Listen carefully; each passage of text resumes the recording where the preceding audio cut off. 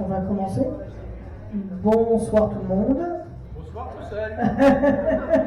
Bon, j'espère que ça va, j'espère que les vacances ont été pour la plupart. Ça existe les vacances T'es pas parti en vacances toi, il me semble. Moi, je sais pas ce que c'est les vacances. Je serais bien resté. Ah là là. Alors ce soir, le café débat, il sera un peu particulier parce qu'en fait, on va parler sur le handicap et la différence, mais surtout différence point de vue administratif par rapport justement aux différents types de handicap.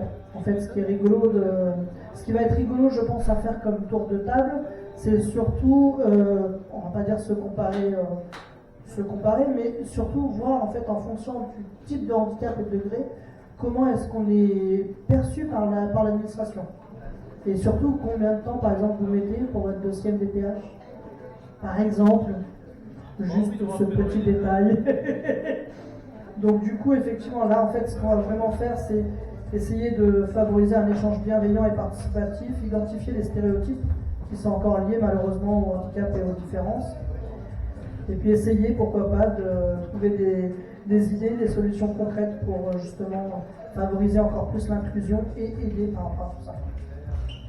Donc le principe du café débat, je rappelle, c'est vraiment tout dans la bienveillance, c'est-à-dire qu'il n'y en a pas un qui doit, enfin on ne doit pas se critiquer les uns les autres, s'écouter par contre, ça c'est très important, et surtout le principe du café débat, en notre sens à nous, c'est pas forcément de faire intervenir des professionnels, même si on aimerait bien qu'un jour il y en ait qui viennent, mais bon ça pour l'instant c'est comme à chaque fois, on envoie des mails, mais finalement il n'y a pas forcément de réponse.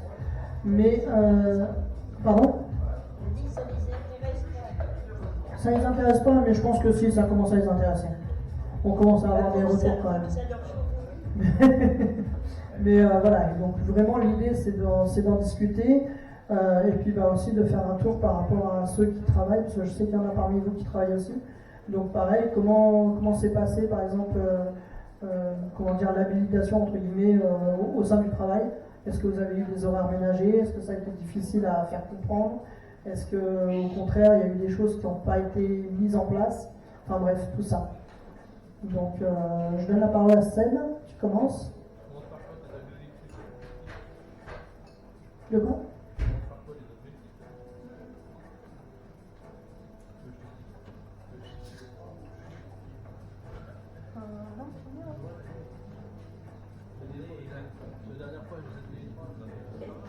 Du coup, ce soir, ce que Damien il veut faire, parce que c'est lui qui a tout préparé, je précise, favoriser un échange bienveillant et participatif.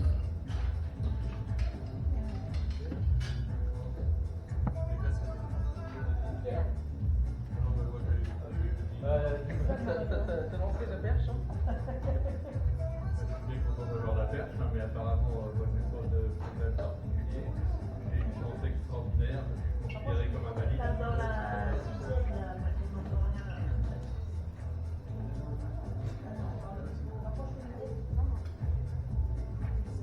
Je suis très content d'avoir récupéré cette sucette. J'ai eu beaucoup de chance de faire partie des valides et que je n'ai pas de problème de ce côté-là. Je suis confronté à ce problème parmi les gens qui m'entourent. Mais bon, j'essaye de m'adapter autant que je peux. Voilà. Je n'ai pas d'idée particulière pour le moment. Peut-être qu'à la fin de la session, j'aurai peut-être d'autres choses à dire. Voilà. Est-ce que ça va comme ça, mon grand Sébastien? Je te remercie, monsieur le trésorier.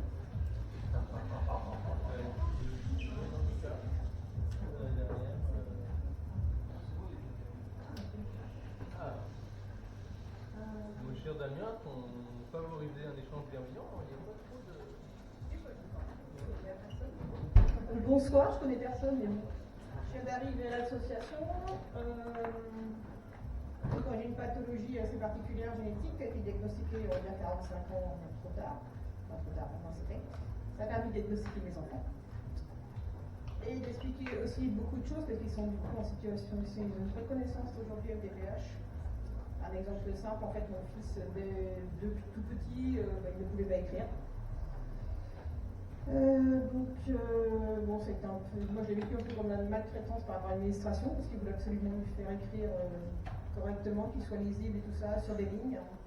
Sauf que mon diagnostic a fait qu'à 16 ans, il a été diagnostiqué et qu'il y a eu quand même une reconnaissance MDPH. Donc aujourd'hui, pour ces études, il est adapté. Je suis désolée, j'ai du mal parfois à trouver les mots et à trouver les bons mots aussi. Donc il a un ordinateur, il est équipé pour les études, du coup l'ordinateur, enfin tout pour la motricité fine, parce que lui il est surtout touché à la motricité fine. Et moi avant je travaillais, je suis tombée dans le handicap, enfin bref, la vie, ça c'est, enfin, je ne vais pas faire un débat sur mes problèmes de santé, enfin, tout s'accentuer. Aujourd'hui j'ai ce qui est atteint, on va dire handicap majeur, c'est la motricité. Donc j'ai... Ah oui, donc en fait c'est un syndrome de Ehlers-Danlos. Donc voilà, au début on dit fibromyalgique, mais bon, moi j'ai eu de la chance entre guillemets, malgré tout avec certains médecins, et très rapidement on m'a orienté vers le syndrome de Ehlers-Danlos. Mais bon, après il y a d'autres pathologies qui se greffent parce que ça atteint aussi des organes. Donc au résumé, tout pourrait atteindre tous les organes. Avec la MDPH, enfin c'est l'administration, je ne sais pas si je peux vous parler. Moi j'ai très mal vécu en fait. Donc un premier dossier a été fait en 2021. Il a fallu que j'aie en urgence une greffe au niveau du dos. Le dossier était en cours d'étude. Donc j'ai été greffé sur Nantes, enfin bref. Dans l'opération, j'ai perdu, je dis avec chance, entre guillemets, parce que sinon c'était la paraplégie complète, la jambe gauche. Donc, sauf que j'avais plus de motricité ni sensibilité, dès le lendemain, enfin bon, il fallait rentrer à la maison. Et en fait, aucune aide. Et là, c'est hyper violent. C'est hyper maltraitant.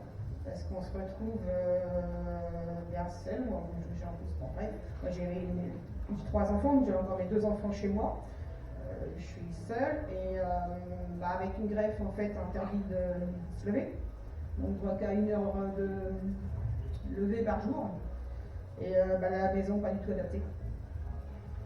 Ni la douche, ni les toilettes, parce que même avec un déambulateur, pardon, c'est tout bête, mais qu'on ne pense pas, il n'y avait pas de barre, donc je pouvais même pas me baisser pour rien faire pipi, c'est des trucs basiques, mais qu'il faut parler, je pense aussi. Et donc pour la toilette, j'avais personne, et à une semaine près, c'est mon fils de 16 ans qui aurait fallu qu'il me lave. Donc, la dignité, enfin bref, là, c'est vrai qu'on est complètement zappé sur ce côté-là, on est quand même des humains. Et en fait, j'ai rappelé la MDPH, et la seule réponse, c'était refaites un dossier. Donc, voilà. Même si j'ai essayé de me défendre au téléphone en me disant, vous vous rendez compte, vous avez le droit qu'à 1 heure debout, vous êtes dans le lit, c'est vos enfants, c'est vos enfants qui sont obligés de foutre, même limite, parce que même sur le côté, il fallait bien que je change de position par moment. Le lit n'est pas adapté, il n'y avait rien d'adapté. Donc la réponse MDPH, voilà. C'est mon médecin traitant qui est venu au bout des 5 jours après et qui a tout mis en place. Donc j'ai encore un peu de mal aujourd'hui avec la MDPH. Je ne veux pas dire que j'ai... mais après, j'ai eu de la chance, on a de la chance parfois de rencontrer comme sur nos chemins des assistants sociales et une médecine du travail en fait, et qui elles ont pris les rênes, et c'est même la médecine du travail qui a appelé la MDPH en leur expliquant directement avec le médecin de la MDPH. Et grâce à elle, en fait, les aménagements ont été mis en place, mais ça a été fait en recours, parce que le premier dossier n'est pas passé. Et donc voilà, l'année prochaine, c'est mon renouvellement, donc on verra bien. Voilà.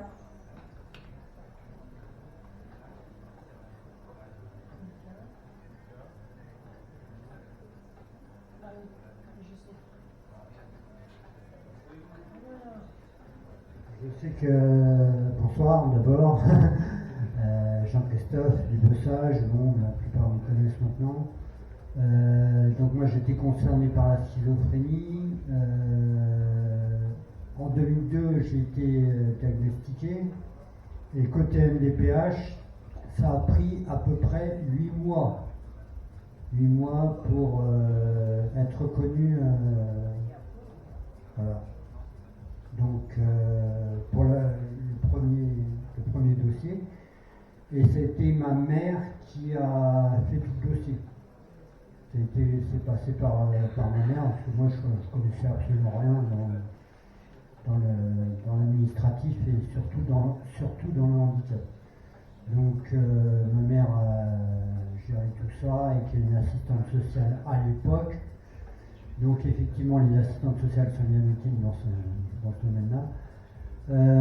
Aujourd'hui les renouvellements sont beaucoup plus rapides, je dirais, dans le sens où la schizophrénie est quand même assez bien reconnue. Maintenant, c'est plus côté médecine du travail qu'il y a à travailler, parce que médecine du travail, moi comme je vous avais plusieurs fois dit dans les cafés débats, j'ai pas le droit de conduire et j'ai pas le droit de passer certaines choses, certaines qualifications pour mon travail. Donc le CACES en l'occurrence pour la logistique, je ne peux pas le passer. Donc voilà. Mais sinon, au point de vue reconnaissance, c'est vrai qu'il y a plus de travail à faire du côté de la médecine du travail que du côté de la MDPH, quoique, bon, après la MDPH, aujourd'hui, pour accéder à la hache, ça devient plus compliqué par rapport à certaines choses. Mais voilà. Enfin, en tout cas, à l'époque, c'était 8 mois. Aujourd'hui, le renouvellement, ça prend 6 mois maximum, et puis c'est fait. Ça dépend des départements, oui, effectivement. Ça dépend des moyens qu'il a.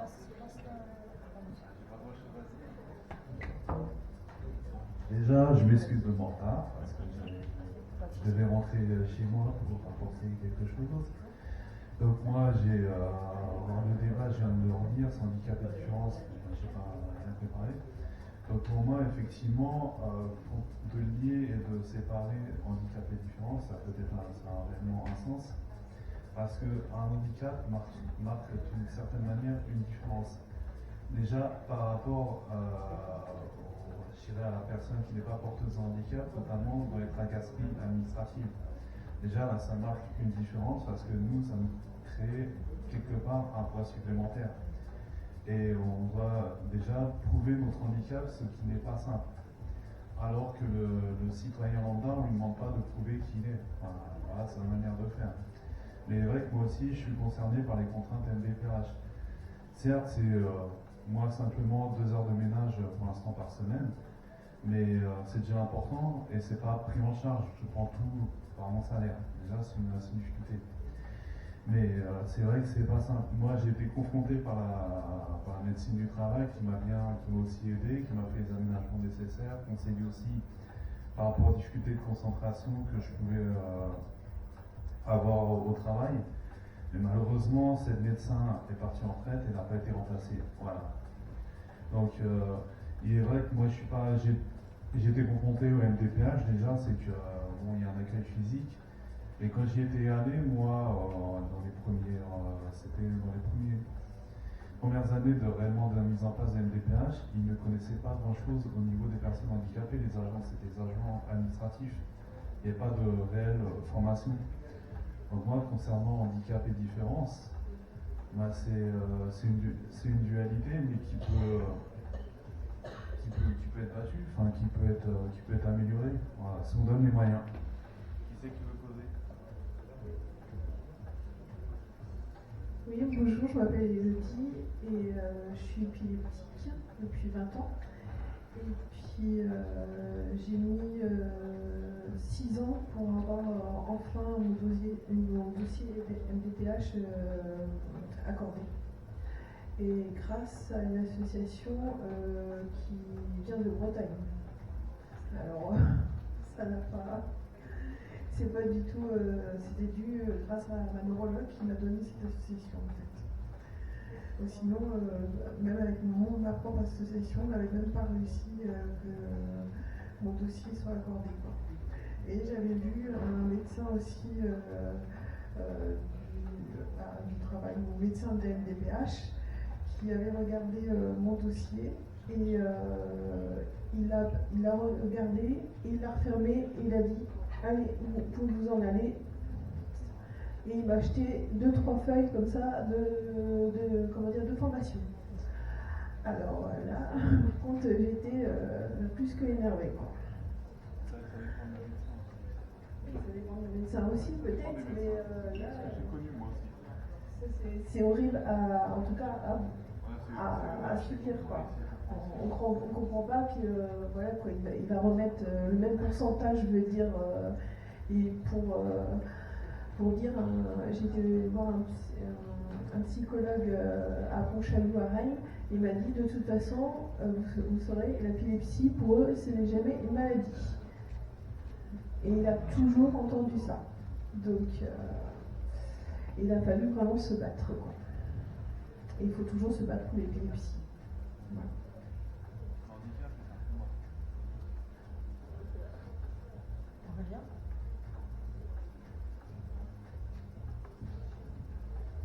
Alors moi, la MDPH, moi déjà, du coup, j'ai des problèmes de genoux, des problèmes de dos. Donc des fois, du coup, on va me voir, je boite. Moi, la MDPH, du coup, c'est... j'ai peu à faire parce que du coup, rien que déjà, mon médecin traitant, du coup, c'est dit il n'y a rien de grave.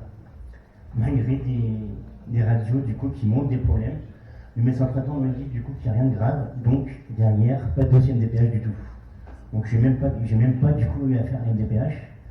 Et mes enfants qui ont des problèmes de handicap, notamment du coup motrice fine, comme ils sont en famille d'accueil, c'est pas moi qui fais le dossier MDPH, donc j'ai pas eu accès du tout du coup à la MDPH.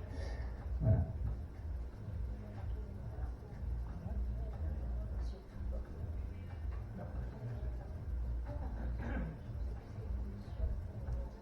Bonsoir, David, je m'appelle.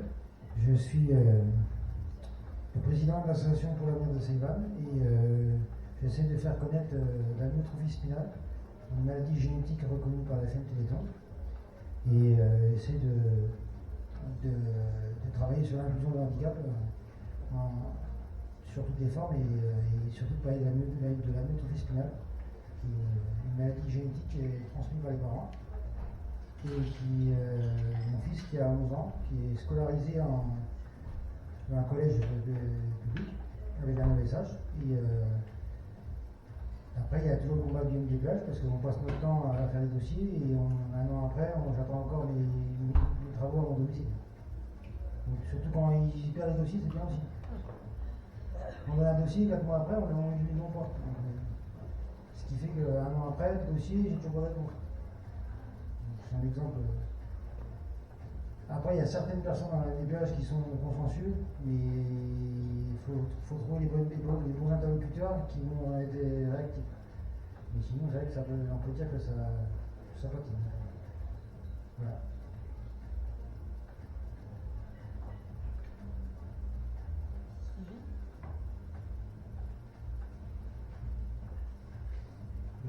Moi, enfin, je me pose une question aussi, on discutait tout à l'heure de la mise en place des MDPH. La formation de ces gens-là, en fait, il y a peut-être une question de formation, mais il y a peut-être aussi une question de savoir si les gens de la MDPH sont concernés par le handicap. Parce que s'il n'y a personne de concerné par le handicap dans le MDPH, ben, ils ne peuvent pas connaître le handicap. Ils sont forcément extérieurs à la situation. Donc c'est aussi ça l'utilité, je pense, de nos débats, de nos cafés-débats. C'est aussi de se dire comment s'investir finalement pour connaître ces structures-là et pouvoir éventuellement s'y impliquer.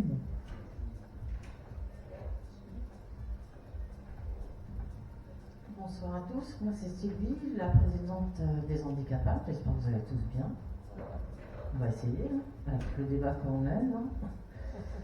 C'est pas facile effectivement pour nous tous, hein. Mais on ne parle plus déjà de la loi de 2005 alors qu'on devrait encore en parler pour prévoir la suite. Il n'y a rien de bon à mon avis pour cette suite. Que ce soit la scolarisation des enfants, pour que ce soit des personnes qui n'ont pas de solution d'accompagnement. J'ai reçu moi un courrier de l'ADAPI en me disant tiens, vous voulez toujours rester sur la liste d'attente pour Maxime? Bah oui, ça fait depuis 2014 que Maxime n'a pas d'accompagnement. 2025, ça fait que 11 ans. Donc on a envie de leur dire, bah oui, connasse, bien sûr, je veux rester inscrite sur ta liste. On ne devrait même pas envoyer un courrier pareil. Et puis en plus, ça va plus vite maintenant dans les courriers parce qu'ils ne t'envoient pas le premier courrier où tu dois dire ok, je reste. Ils te radicent parce que tu n'as pas reçu le premier courrier. Donc, comme ça, tu es retiré de la liste, ça va beaucoup plus vite. Effectivement, il y a beaucoup de choses, comme tu viens de parler de la DPH, qui ne sont pas du tout concernées. Cap Emploi, j'y étais dernièrement parce que j'essaye de faire une création d'entreprise pour les handicapables. Et j'ai toujours dit, si tu as besoin de rien, tu peux y aller. Et j'ai été les voir, que ce soit France Travail ou Cap Emploi, ils n'ont pas de réponse, il n'y a plus de budget, il n'y a plus de ceci, il n'y a plus de cela. Donc voilà, j'aimerais bien avoir de meilleurs éléments pour qu'on soit tous dans de bonnes avancées et qu'on ait de meilleurs résultats. Mais je pense qu'effectivement, il faut continuer à ce qu'on a toujours fait, à se battre et à combattre, et puis de surtout pas lâcher. Surtout pas lâcher, quoi. Ça, c'est une évidence totale. Je pensais qu'on parlait de la différence aujourd'hui, c'est pas ça? Bien sûr. Ah non.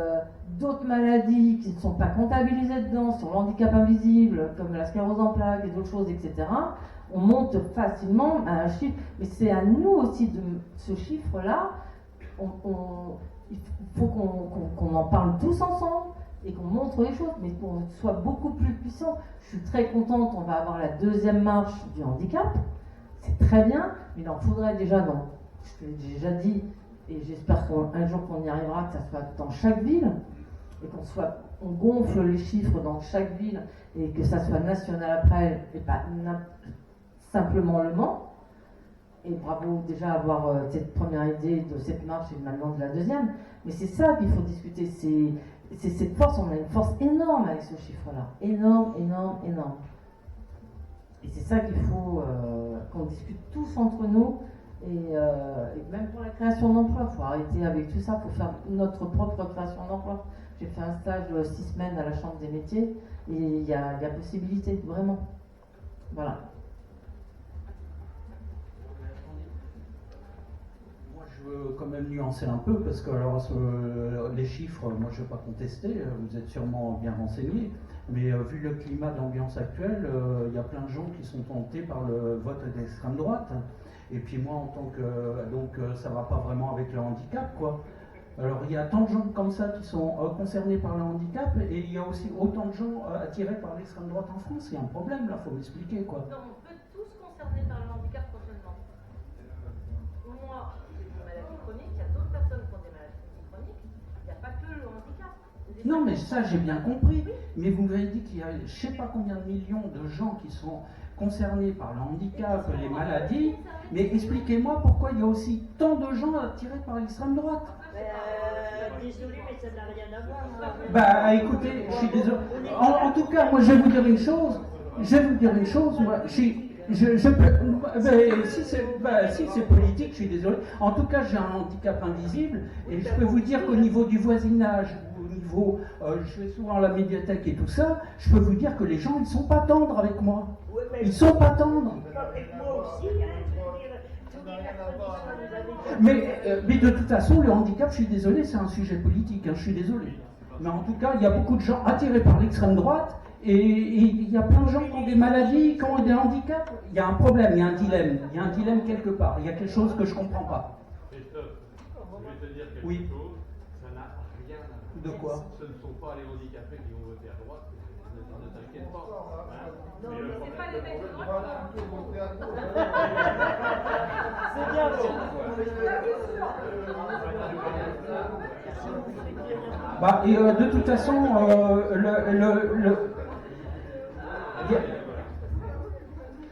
il y a des gens. Ouais, enfin, il y a un dilemme, il y a un problème. Pour moi, il y a un problème.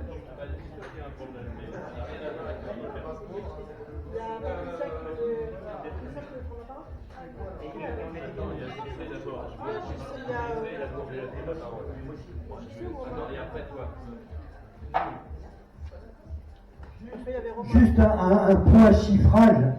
Tu disais 13 millions de personnes qui sont en situation de handicap. On est 78 millions à peu près en France. J'ai fait le calcul là, il y a 15 secondes. Ça fait, juste pour les personnes qui sont en situation de handicap, ça fait 16%. Ça fait déjà 16% de personnes qui sont reconnues handicapées ou en situation de handicap ou au niveau de la société handicap. Donc 16,66 c'est déjà non négligeable. Après les aidants familiaux, etc., effectivement, c'est des soutiens, ça, au handicap. C'est des soutiens au handicap. Mais déjà, les personnes, rien que les personnes qui sont déjà concernées sont déjà une force. Et nous sommes une richesse, effectivement. Dans ce sens-là, nous sommes une richesse. On travaille gratuitement pour l'État, vous ne faites rien. 11 millions, c'est énorme. Il y a Romain qui voulait parler, je crois. Renaud et puis après Romain, je crois. Moi, je sais plus ce que je voulais dire. Non, attends, je vais essayer. Ouais. Ça reste un sujet politique. Le handicap, c'est un combat, mais la garantie qui nous lie tous, c'est l'unité, la solidarité. Faut pas l'oublier, en fait. C'est une vraie importance. Et moi, ici, quand on vient, on entend des gens qui ont du cœur, et qui ont un cœur à l'ouvrage, et le cœur solidaire, le cœur de respect et de la dignité. Donc, moi, je ne comprends pas le vote d'extrême droite. Par mon histoire de famille, je ne peux qu'y être opposé. Mon grand-père a été expulsé d'Italie. Voilà. Et, mon grand-père paternel et mon arrière-grand-père maternel vient du Maroc, des travailleurs marocains. Donc voilà. Mais sinon, pour moi, le handicap, c'est pas sympathique parce qu'on crée des tracas administratifs. Mais nous, on a tous nos qualités, nos défauts, et on arrive à marquer aussi nos différences et à marquer les gens. Et ça, c'est positif en fait. Mais après, se préoccuper de chaque déclaration à l'Assemblée nationale, si on suit tout ça, on ne va pas s'en sortir et c'est fatigant. On ne va pas se rajouter une fatigue à notre handicap. Mais maintenant, c'est important de manifester. Voilà. Je ne sais pas si j'ai bien parlé.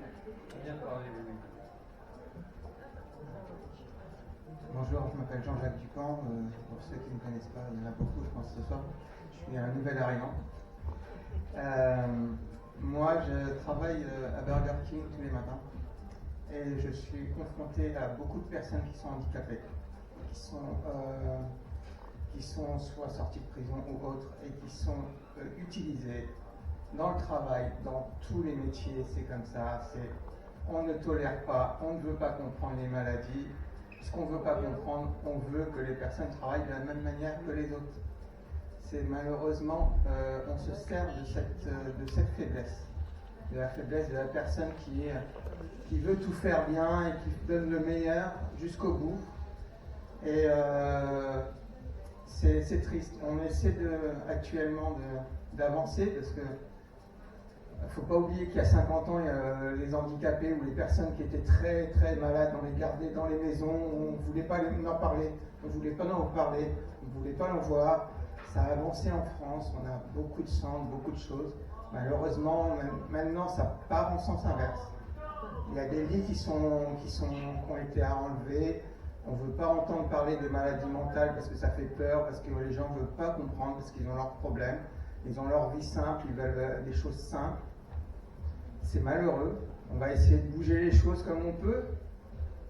Mais sur la MDPH, ça devient très compliqué. C'est des ordres qui datent depuis quelques années, qui veulent vraiment que tout le monde travaille à n'importe quelle condition. On ne peut pas. Mais c'est en étant ensemble, en parlant, qu'on va pouvoir réfléchir aux choses. On est des petits grains, mais beaucoup de petits grains peuvent déplacer des fois des montagnes juste en agissant. J'ai pas la science infuse, mais je pense qu'il n'y a personne. On a tous des problèmes. Moi, j'ai ma famille a beaucoup de problèmes de santé. Je connais énormément de monde qui a énormément de santé difficile. L'hôpital du Mans et les hôpitaux depuis le Covid, même avant, ont de plus en plus de mal à soigner les gens ou à reconnaître les handicaps ou les maladies. C'est faut qu'on se batte, c'est compliqué, il ne faut pas désespérer, il ne faut surtout pas avoir envie de se dire qu'on est moins que rien, qu'on ne vaut pas. Parce que ensemble on peut bouger les choses, mais tout seul c'est compliqué. Il faut avoir beaucoup de courage. Bref, parce que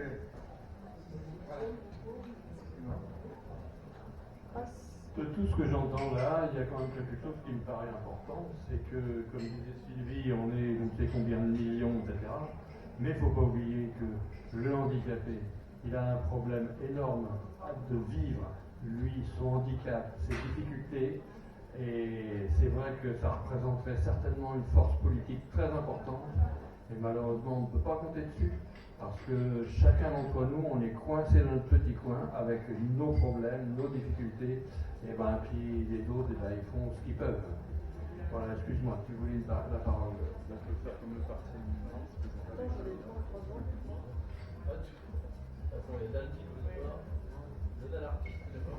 Non mais j'avais compris, aujourd'hui je parle pas. Ok d'accord, je m'en vais.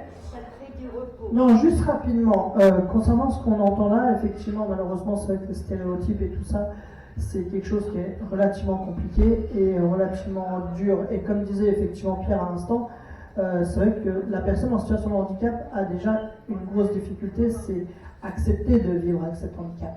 Accepter que malheureusement, que ce soit au niveau de la famille ou bien même des amis ou bien au niveau de la société, le regard n'est pas le même. Et que derrière, il faut réussir à faire, entre guillemets, corps avec tout ça.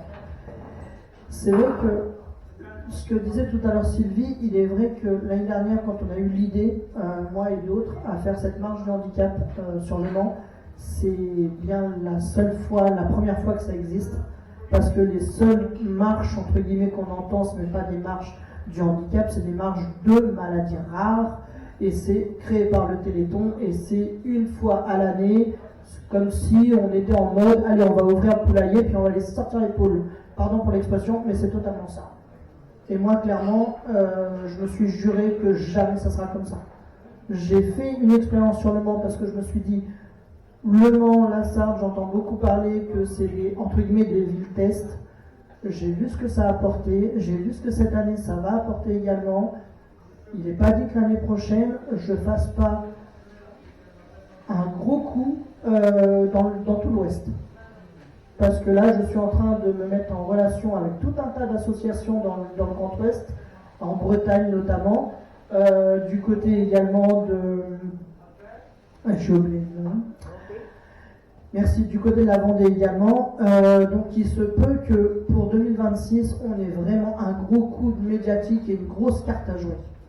Mais là, dans ce cas, il va falloir mettre toutes les associations dans le moule. Vas-y. Alors ça, c'est en préparation par Sandra. Tu verras avec elle. Sandra, son objectif pour peut-être 2026-2027, ce sera plutôt que d'avoir des calendriers avec des chiens, des chats, tout ce que tu veux, par mois, on va prendre tout simplement les mois où il y a justement des journées internationales de machin. Chaque mois, il y aura une photo ou un groupe de personnes ayant le handicap. Par exemple, le mois entre guillemets international, par exemple, du syndrome des Lerner-Ross, je crois qu'il n'existe pas d'ailleurs. Il faudra qu'on réfléchisse pour ça. Par exemple, ce mois-là, il y aura un groupe avec la mention, le logo venant de l'association en question. Et ça permettra justement de faire connaître davantage les associations et davantage le handicap. Et nous, de notre côté, au niveau de l'association des étincelles, on a commencé cette année, et ça commence à porter ses fruits, on a commencé, comme disait Justin, à faire des zooms par mois sur différentes maladies. D'ailleurs, bientôt, peut-être pour janvier, on fera appel à l'épilepsie, parce qu'on va faire un zoom sur l'épilepsie. Donc là, vraiment, on mettra les deux logos, et on fera vraiment un truc spécifique pour expliquer qu'est-ce que l'épilepsie et comment justement, tout simplement, comment aider une personne épileptique avec les différents styles et les différents stades. Donc voilà, donc ça c'est vraiment parce que justement sur sur l'axe de discussion, il y a la représentation sociale et médiatique. Et justement, aujourd'hui, on le voit beaucoup. Au niveau représentation, il n'y en a rien. Le seul qu'on avait, entre guillemets, qui nous représentait à la télé, c'était Théo, qui animait, je sais plus quoi, des chiffres et des lettres, ou je sais pas quoi, le truc sur la 3. Il a été évincé, enfin, comme ça au moins. Oui, au SNAM, ouais, c'est ça, oui, tout à fait. Bah, il a été évincé. Ah bah, pour le coup, on lui a coupé les bras. Là, pour le coup, tu peux le dire.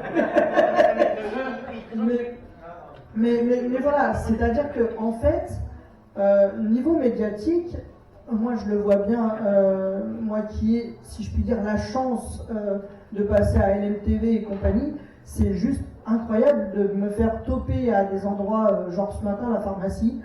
J'ai rien demandé à personne, je viens juste chercher mon produit. Je me fais toper en mode ah bah je vous ai vu hier à LMTV.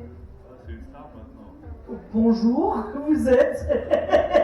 Mais en fait, ça prouve justement que la représentation médiatique, elle est quasiment nulle.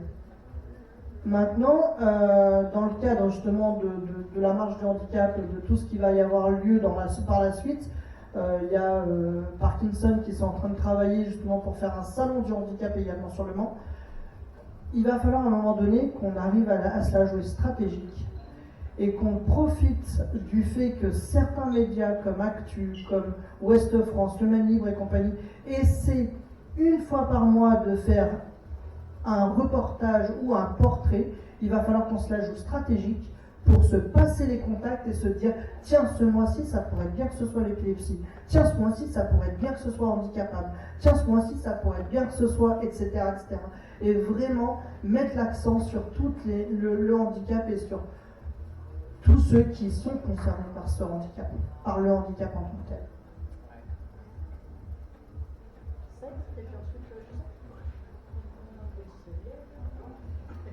Le petit. Non, je voulais poursuivre sur les stéréotypes parce que justement, nous sur l'épilepsie avec Elodie, on entend souvent un épileptique peut se mordre la langue ou s'étouffer avec sa langue. Ou un épileptique, c'est un possédé du diable aussi.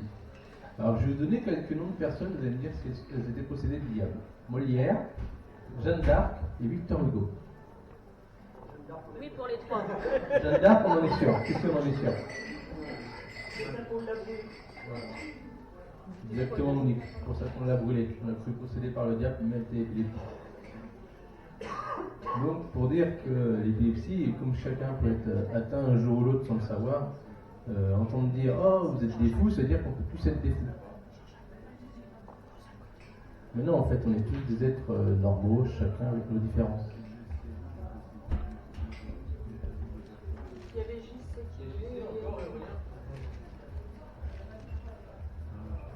Je te passe le micro tout de suite. Je voulais rebondir sur ce que disait Damien aussi au point de vue représentation médiatique et représentation. Il y a une chose qui est en train de se faire qui est énorme, que je trouve qu'il y a vraiment un coup à jouer. C'est les 1 an des JO. Je ne sais pas si vous vous rendez compte, mais si on faisait les 1 an des para-JO, le coup à jouer qu'il y a à présenter tous les handisports qu'il y a autour de nous. Là, il y a du monde. Parce qu'il y a tout Osez Bouger à faire bouger, justement. L'association Osez Bouger, pour ceux qui connaissent, c'est le sport gratuit pour les personnes. Et la plupart des personnes qui font partie de ce groupement-là, il y a beaucoup de gens aussi en situation de handicap qui font partie de ces jeunes-là. Donc, pourquoi ne pas faire quelque chose autour du handisport? De dire que c'est les 1 an des Jeux Olympiques, ben, il y a eu les paras aussi derrière, et on peut faire un coup médiatique énorme là-dessus, sur les personnes qui ont traversé la Manche sans les bras, sans les jambes, enfin voilà, il y a plein de choses. Après, moi, je reviens du coup sur les stéréotypes, du coup, c'est pour... je vais prendre l'exemple du coup de quand j'étais môme. J'ai toujours des problèmes de coordination chez ma tête. C'est pour ça d'ailleurs du coup que j'ai le permis en automatique. Je peux pas conduire que les voitures en mode automatique.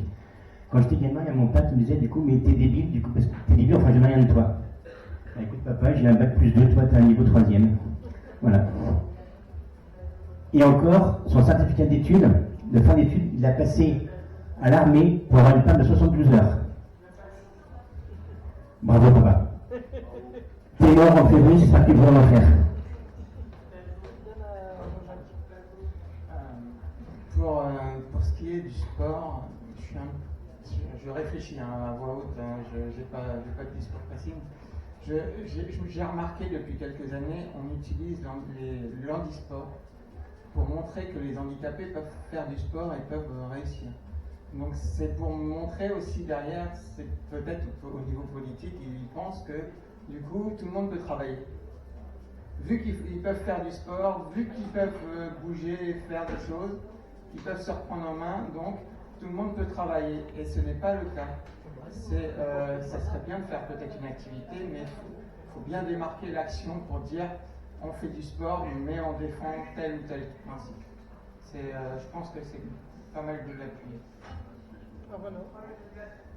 Je dirais que le sport, c'est un moyen d'émancipation, en fait, et de permettre de montrer qui on est et de s'émanciper. Et il est vrai qu'on associe parfois le handicap à un manque de travail, mais c'est la société qui veut ça, en fait. Donc on est dans un rapport de domination entre les personnes les plus hautes de notre société, les plus riches, et les plus bas. Et même parfois entre les intermédiaires et les personnes les plus basses. C'est cette relation qui fait ça, en fait. Après, moi, je vais vous donner mon expérience par le sport. Le sport, ça m'a redonné des gages de confiance et un peu de dignité et de concentration. Mais après, c'est pas nécessairement adapté pour tout le monde. Mais moi, je suis satisfait de l'heure de sport que je fais une fois par semaine. Voilà. Mais ça reste les problématiques d'argent et de financement. Voilà. Donc, qui c'est qui veut causer? Damien? Je dirais au niveau du sport, au niveau justement de tout ce qui est social, on a une chance, j'ai envie de dire un petit peu même trop sur le Mans, c'est qu'il y a beaucoup de maisons sport santé qui se sont ouvertes. Il y a la semaine dernière, je crois, avec je sais plus, c'est la semaine dernière, avec Aurélien, on a été découvrir une maison sport santé qui s'appelle Phoenix Santé, qui est juste derrière la gare. Et qui vient d'ouvrir, effectivement. Et c'est tenu par une gentille. Ouais. Pour l'handicap à vie, par exemple. Ou ça manque de reconnaissance, c'est ça? Pour tout ce qui est administratif, ok. Parce que j'avais un joli mot à dire sur la différence. Je trouve que c'est facile à expliquer le handicap à quelqu'un qui ne connaît pas le handicap. Tu lui demandes si on peut faire un puzzle avec des pièces identiques. Voilà. Ça déjà, si personne visualise le handicap, tu peux faire ça. Mais on peut refaire, comme on avait fait avec Madame Morancet, on l'avait mis en situation de handicap de la République à la bibliothèque, la médiathèque en bas. Et s'il faut aller à l'intérieur de la MDPH en disant on vous met en non-visuel, on vous met en surdité, on vous met pour justement se mettre à la place des personnes en situation de handicap, parce qu'il n'y a que comme ça qu'ils comprennent. On les met sur un fauteuil, on les fait rouler dans la cour, je ne sais pas, mais et ça ferait un joli article dans le journal. C'est une idée, mais ça ne se refuse pas. Oui, c'est vrai. Et je pourrais dire que pour mon fils, j'ai pris contact avec la DABI du 72 et ils ont pu faire un accompagnement d'une ancienne infirmière ou aide-soignante qui a pu accompagner mon fils dans un centre de loisirs pour qu'il soit accueilli comme les autres. Et il fait régulièrement des réunions avec le centre François Rabel de Changé, où la DABI participe et essaye d'améliorer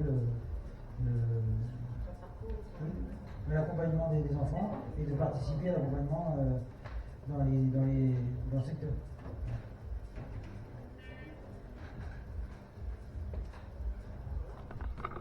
Autrement, de transporteur, Jean-Gustave, tu as des grandes entreprises qui préfèrent découper les amendes plutôt que de faire des. D'accord, donc, d'après toi, pour l'MDPH, tu as la réponse tout seul.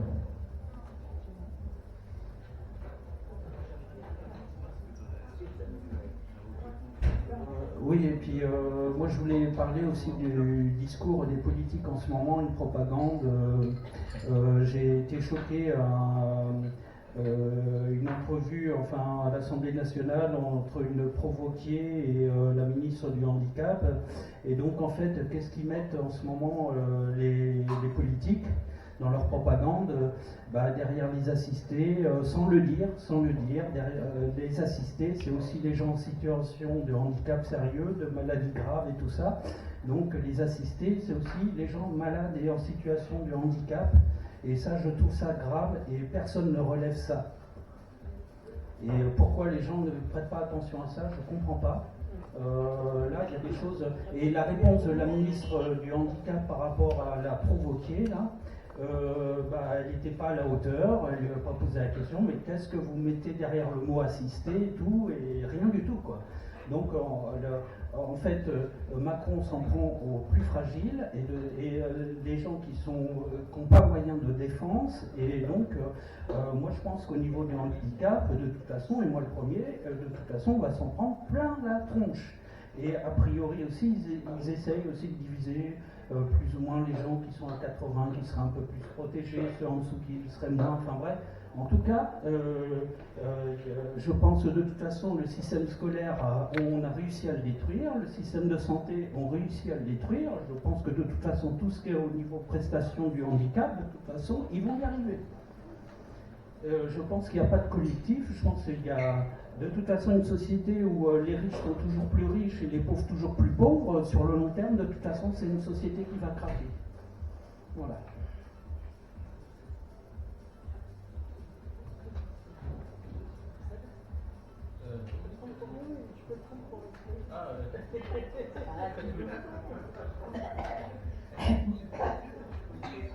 Bonsoir. Moi, je parle au nom de ma petite fille qui a 14 ans, qui a un double handicap. C'est qu'elle n'a que moi comme famille. Et elle est sous le régime de l'ASE. Je m'en occupe beaucoup. Mais voilà, on m'a dit il y a un an, ça fait 14 ans que je m'en occupe. Il y a un an, on m'a dit, madame, faites que vos boulots de grand-mère. Fermez-la parce que j'ai commencé à. Ben oui, à les enquiquiner un peu, pour pas dire autre chose. Et une enfant, ça fait bientôt 8 ans qu'elle n'a pas de scolaire, elle va plus à l'école. Si c'était moi, il y a longtemps qu'on m'aurait fait du froid. La santé, ben je ne sais pas trop comment aller soigner. Je ne sais pas ce qu'ils en font, là, comme là pour la rentrée, je ne sais pas. Et alors là, j'ai décidé que j'allais reprendre mon bâton. J'ai été gentille pendant un an, j'ai fermé ma bouche. Mais là, je crois que je vais aller, j'ai prévenu qu'on m'avait donné le nom d'une journaliste, son numéro de téléphone, elle est à FR3, la Sarthe. Donc, si jamais je devais faire un peu de ouf, j'espère que vous me soutiendrez, parce que là, je commence à en avoir plus qu'assez. Parce qu'en plus, c'est une enfant qui a un gros souci de santé, mais je ne sais pas s'ils l'ont inscrite à la DMPH, je ne sais pas, enfin je ne sais rien, ils ne veulent pas, parce que pour eux je l'ouvre de trop, je te pose trop de questions, enfin bref, je m'intéresse à ma petite fille. Mais il faut que je fasse que mon boulot de grand-mère, mais quand il faut payer des choses, payer, là je suis plus que grand-mère, là. Et comme ma petite fille leur dit, mamie, elle n'a pas une retraite extensible. Depuis qu'elle a 3 ans, elle leur dit ça. Et si vous voulez, là, j'ai un rendez-vous donc jeudi prochain, 9h30. Alors pensez bien à moi, parce que je crois que là, ça va être très très violent, parce que là, je suis décidée parce que le conseil général, j'en ai marre. Et les enfants, je leur ai dit, moi je fais beaucoup de bénévolat, je donne à manger aux gens de la rue le mercredi soir, les toqués du mercredi. J'ai dit au conseil général, j'ai dit, vous vous imaginez pas le nombre de jeunes qui sortent de chez vous, 18 ans, sans travail, sans logement, rien, à la rue. J'ai dit, si vous faites ça pour ma petite fille, alors là, croyez-moi, il y aura du scandale. Parce que depuis l'âge de 7 ans, elle n'a pas mis les pieds à l'école. Et là, avril, mai, juin, ils l'ont mis 2 jours à Saint-Côme-en-Barré, là, je ne sais pas trop quoi. Enfin, au lieu de lui faire de classique, lui réapprendre à lire, à écrire, à compter, maintenant ils veulent la faire travailler. Non, mais complètement débile. Non, ils vont tout à l'envers. Alors, c'est bon, peut-être pas dans une situation que vous avez l'habitude, mais si je ne vous en parle pas à vous, à qui je vais aller en parler, hein, voilà. Donc, je vous dis, si jamais vous entendez parler de Momo, là, vous dites qu'elle va y aller, elle va y aller, j'aurais besoin de vous avoir derrière moi si je dois aller faire un peu de... Donc, je saurai ça jeudi prochain. Eh bien, je vous remercie de m'avoir écouté, ça me fait du bien. Excusez-moi. Alors, je voudrais juste rebondir sur une chose. On va pas, dans cette soirée, on va pas parler de l'ASE. En fait, j'ai travaillé quelques années sur En fait, j'ai travaillé pour quelques années de l'ASE. Ah non, mais moi j'étais famille d'accueil, donc j'étais infirmière de base. Ah non, mais c'est pas pour ça, c'est pour vous protéger surtout en fait. C'est que n'allez pas les affronter jeudi, je ne sais pas quoi, n'allez pas tout casser parce que c'est vous qui allez être punis. Oui, mais ça donc c'est juste en fait. J'ai 73 ans, j'en ai rien. Ouais, non, mais pour le bien de votre fille, la rigueur, il vaut mieux interpeller le président du département. Après, si vous voulez, on pourra en reparler après, mais il faut interpeller plus haut. Parce que contre l'ASE, vous ne pourrez rien. Mais non, mais j'ai menacé la journaliste de mettre. Oui, mais vraiment, c'est le président qu'il faut interpeller. J'ai travaillé pendant. Monsieur, je vous, si je le prochain. Le Ménère, oui, pardon, oui, c'était l'ancien, ça je ça fait 11 ans que je travaille.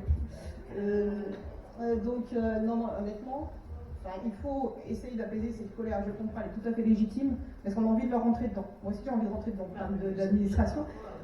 Oui, non, mais en fait, sauf que il ne faut pas dépasser la législation malgré tout et se mettre hors loi. Et ce que cela, c'est là. Oui, non, ah oui, non, mais je l'entends, madame. Et c'est légitime. Mais ce que j'essaie de vous dire, c'est n'allez pas leur affronter.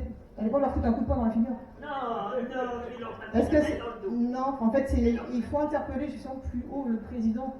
Et c'est comme ça que ça va avancer. Et c'est avec des témoignages comme vous, avec des gens. Non, il était mon supérieur, mais je ne l'ai jamais vu. Mais, non, mais il y a les adresses.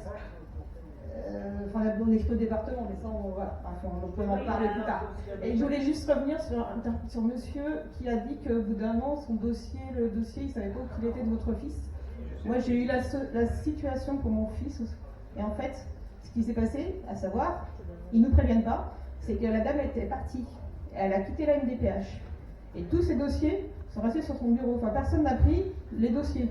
Donc, moi, je l'ai su avec la sécurité sociale qui s'occupait heureusement. Et en fait, la personne, au bout de 6 mois, il n'y avait pas de réponse même pour mon fils.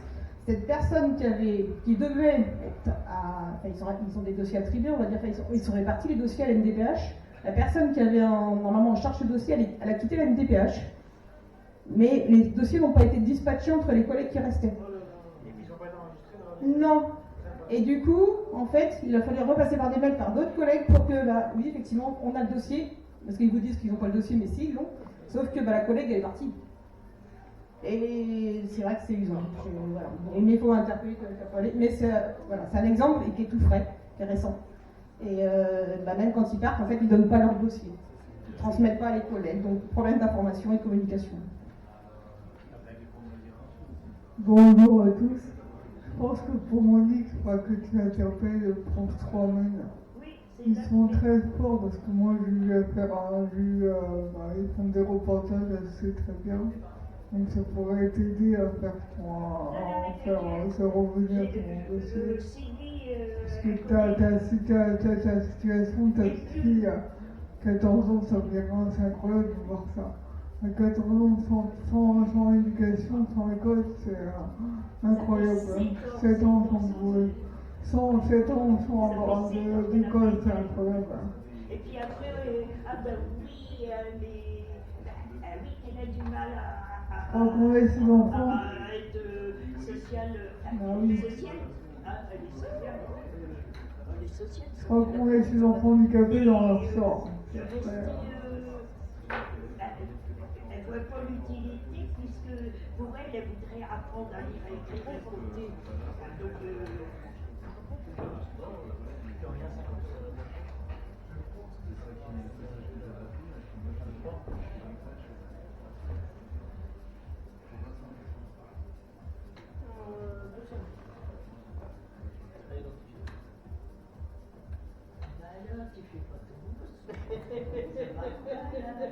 Pour moi, les stéréotypes étaient déjà identifiés, tu vois.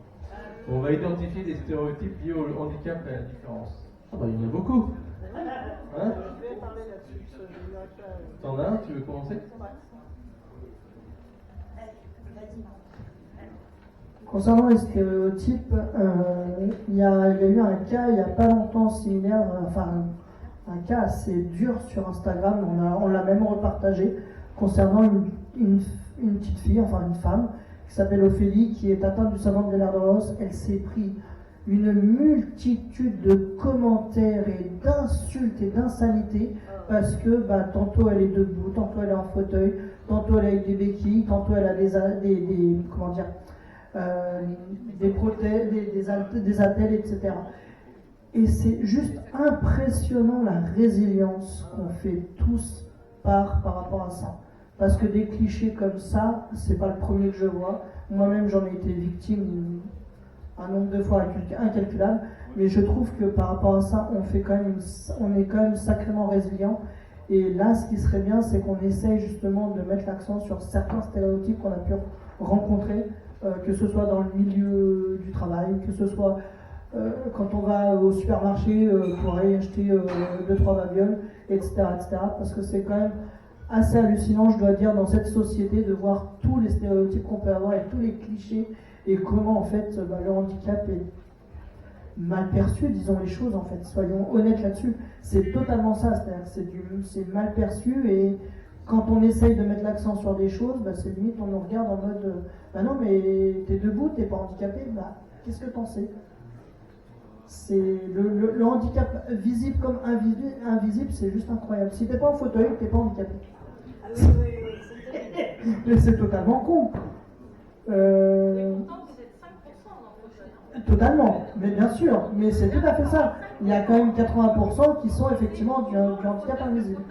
Mais bien sûr, et là-dessus, il y a tout un tas de sujets. On peut même parler des personnes qui malheureusement ont eu un accident de vie et ont été obligés de, par exemple, se faire couper, je sais pas moi, une jambe ou un bras ou quoi. Je veux dire, quand ils portent des pantalons, tu vois pas qu'il y a une prothèse, tu vois rien. La personne, si elle est debout aujourd'hui, mais que demain elle peut pas parce que sa prothèse elle est en panne ou que sais-je, on va dire quoi? Ouais, tu fais exprès, hier je t'ai vu debout. Non, en fait, hier tu m'as vu debout, mais hier t'as pas vu ce qu'il y avait sous mon pantalon. Et ça, c'est pareil, c'est des trucs qui sont impressionnants. JC, tu commences?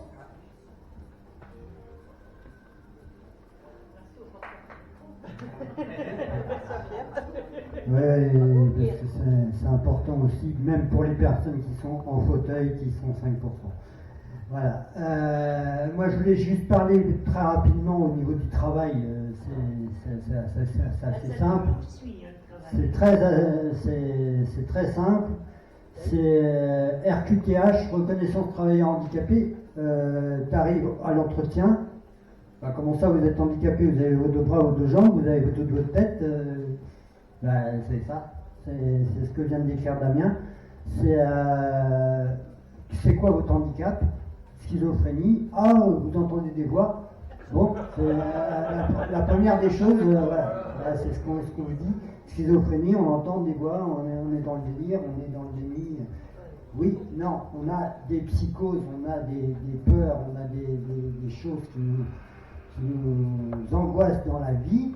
Voilà, on a des éléments qui sont au niveau de la concentration, de la vigilance, etc., qui sont limitants. Ça ne veut pas dire qu'on est dans un autre monde et puis qu'on est bon à rester enfermé toute une vie, quoi. Donc voilà, un des symptômes de des stéréotypes les plus répandus sur la schizophrénie. Quand tu arrives en travail, comment on peut adapter votre travail? Simplement, moi j'ai droit qu'à 20 heures par semaine. J'ai pas droit à plus. Sinon, je perds tous mes avantages d'handicapé. Et oui, mais vous êtes handicapé ou vous ne l'êtes pas? Oui, je suis handicapé. Je suis handicapé à vie. Donc, la MDPH m'a reconnu handicapé à vie. Donc, voilà. À 80%. Donc, ça, c'est un des stéréotypes les plus marquants. Je veux dire, c'est 80% des handicaps sont invisibles. Et quand on vous dit handicapé, qu'est-ce que vous pensez? Il ne voit pas, il n'entend pas, ou il est en fauteuil. Mais tout ce qui est psychose, tout ce qui est schizophrénie, on en parlera bientôt dans un Zoom. Voilà, c'est des choses qui sont tout de suite stéréotypées, quoi. Et schizo, le mot schizo, quand il est utilisé, il est très très mal utilisé.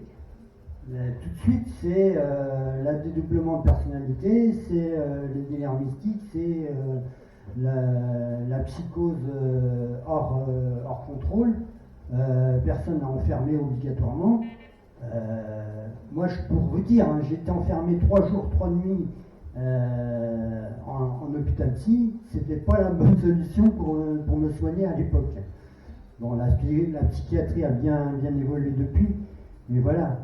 C'est des choses qui sont... c'est du stéréotype pur.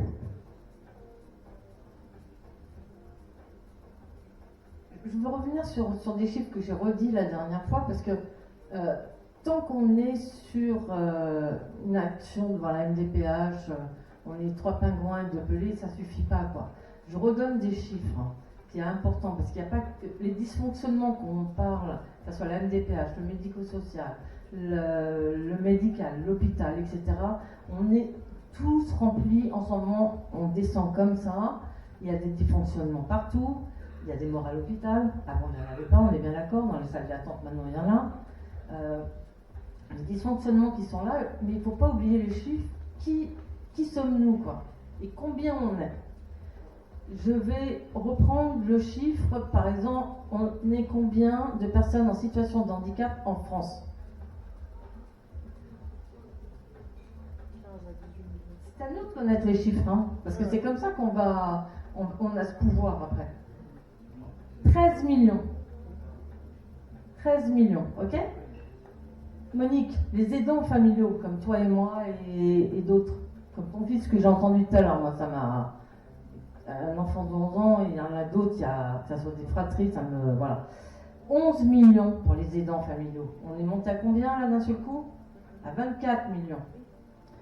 Je rajoute maintenant un chiffre de la Sécu qui est très simple, c'est les maladies chroniques. On est tous concernés. On est bien d'accord. 20 millions. On a combien là?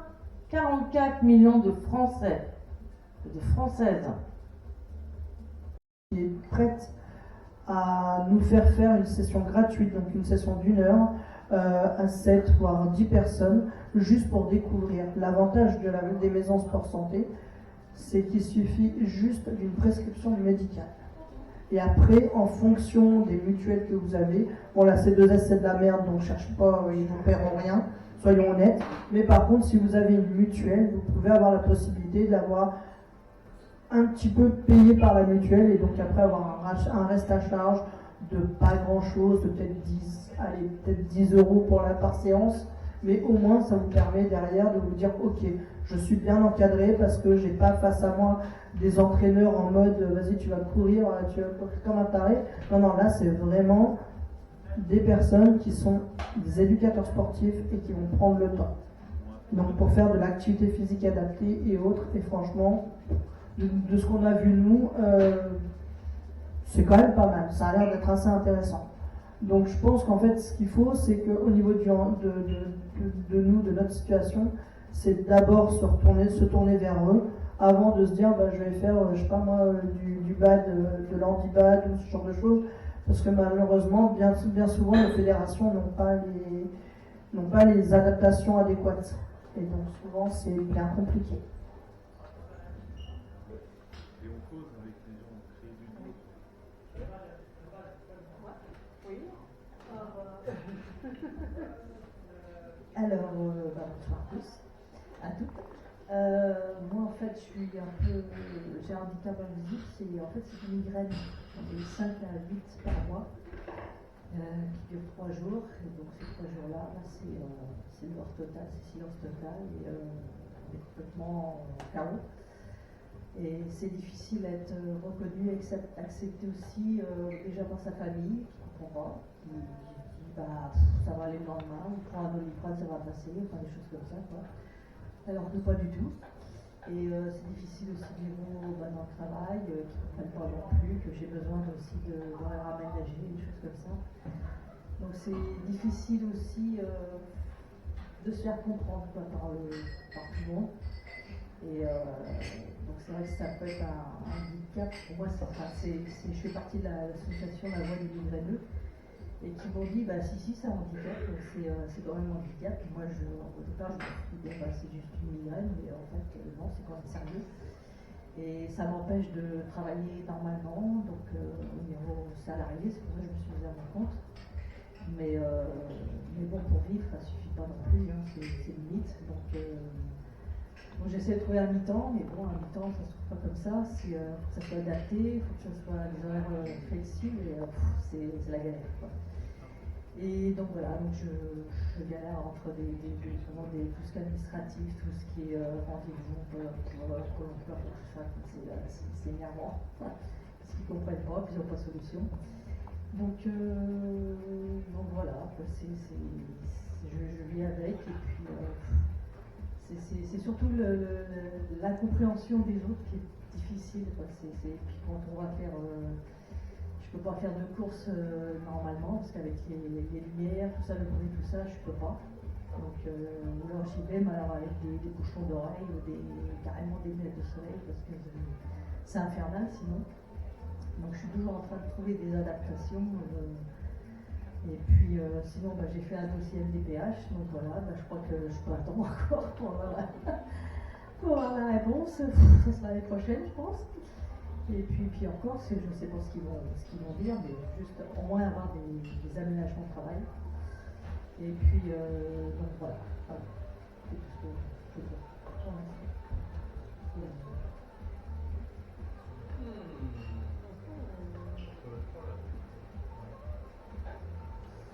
Faire émerger les idées et les solutions concrètes pour l'inclusion. Chante Damien, on a une bonne à nous proposer.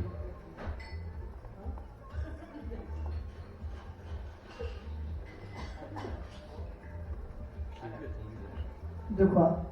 Faire émerger une idée ou une solution. Ah oui, de toute façon, des idées, des solutions, il y en a plein. Non. Il y a plein de solutions. Il y a plein de solutions. Il y a plutôt plein d'idées. Après, les solutions, il faut les mettre en place et surtout savoir comment est-ce que c'est possible. Déjà, je pense que dans un premier temps, il faudrait déjà que chaque association, chaque président d'association, chaque bureau arrête de se regarder le nombril et se dise avec les autres je peux travailler et je peux avancer.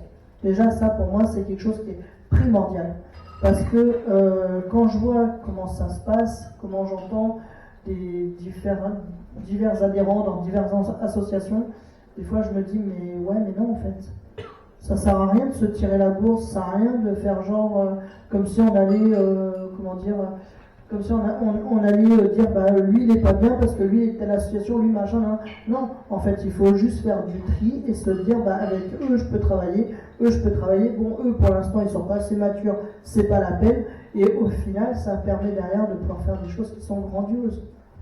Et en fait je pense que l'idée derrière c'est pas de se dire que bah, si je présente des adhérents à une autre association, bah, ils vont peut-être aller chez eux et pas chez moi. On s'en fout. L'idéal, en fait, c'est que tout le monde puisse travailler ensemble et tout le monde puisse organiser.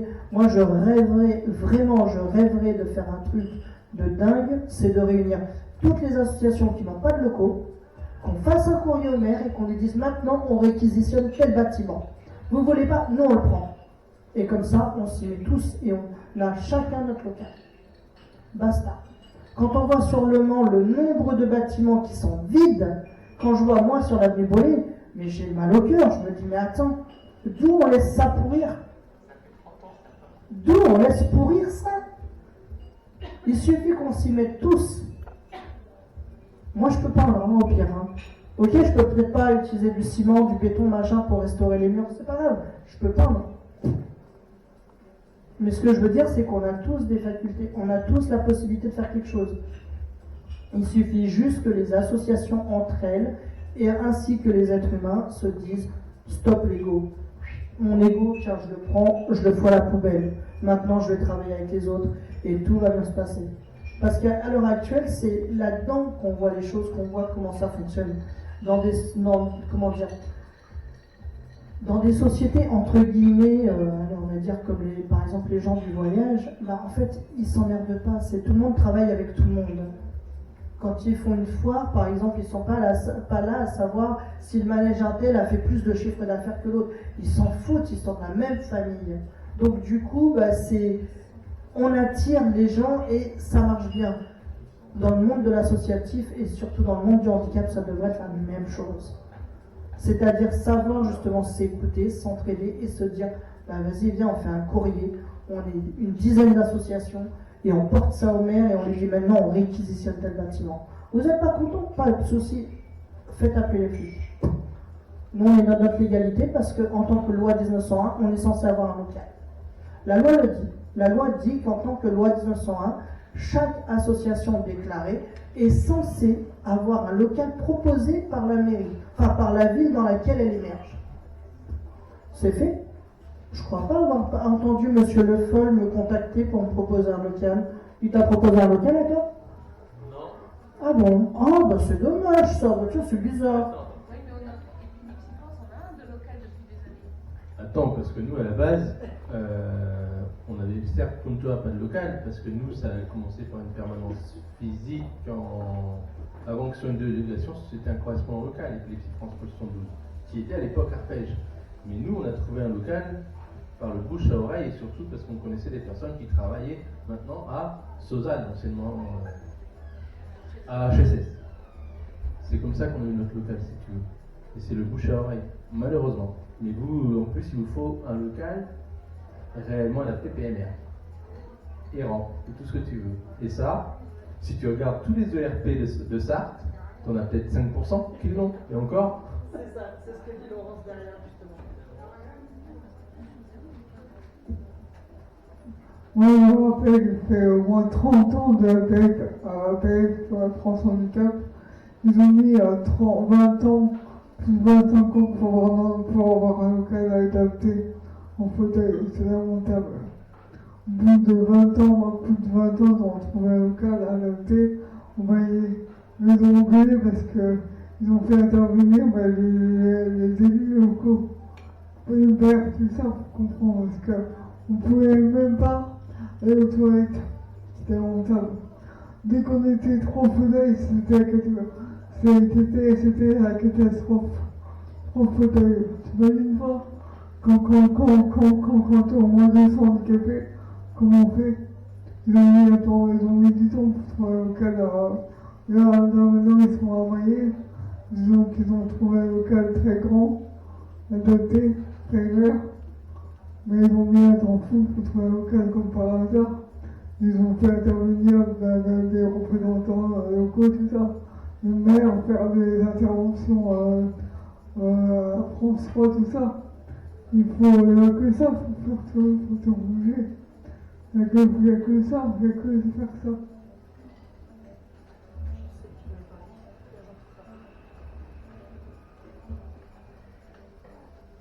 Très rapidement sur les interventions, sur les solutions, sur les choses qui peuvent faire évoluer justement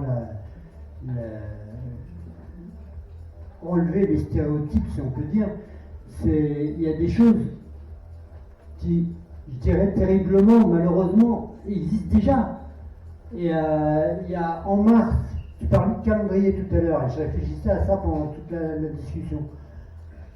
En mars, il y a les semaines contre la discrimination.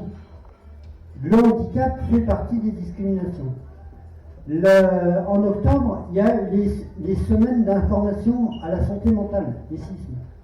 C'est pareil, ça fait partie du handicap aussi, et des 80% de handicapés invisibles.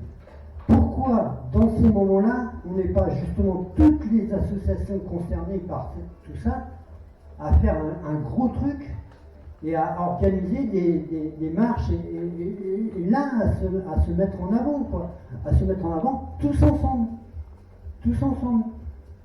Les discriminations, pourquoi les étincelles, on ne fait pas une semaine vraiment axée handicapé, voilà, discrimination, handicap. Pourquoi au moment des sismes, on ne mettrait pas l'épilepsie, enfin tout ce qui est santé cerveau, parce qu'il n'y a pas que les santé mentales, c'est tout ce qui est touché par le cerveau, ben voilà, toutes les maladies qui sont stéréotypées justement santé mentale, et ben expliquer et se mettre ensemble, travailler ensemble, et peut-être même une fois par mois faire, comme tu dis, un Zoom. Zoom c'est très bien, mais le Zoom il est limité à notre site. Pourquoi on ne ferait pas des choses comme tu disais dans les journaux, et puis carrément développer ça, dire on fait un Zoom sur la fibromyalgie, il y a telle association qui travaille sur la fibromyalgie, on l'invite, on fait le portrait, tac tac tac tac. Ce mois-ci c'est la fibromyalgie, le mois prochain c'est l'apnée du sommeil, je sais pas, après c'est les schizophrénies, et ben voilà, et on avance ensemble. Et mois après mois, on avance, tous ensemble. Tiens, pour la blague, Damien, tu vas un local, il va être accepté. Merde, écoute, t'as un restaurant à côté de chez moi, du coup ça fait 5 ou 10 ans qu'il est fermé. Deux entrées, du coup, je suis à côté de la rue, du coup, il est assez grand, du coup, si tu veux. Tu vas à un local pour l'accéder.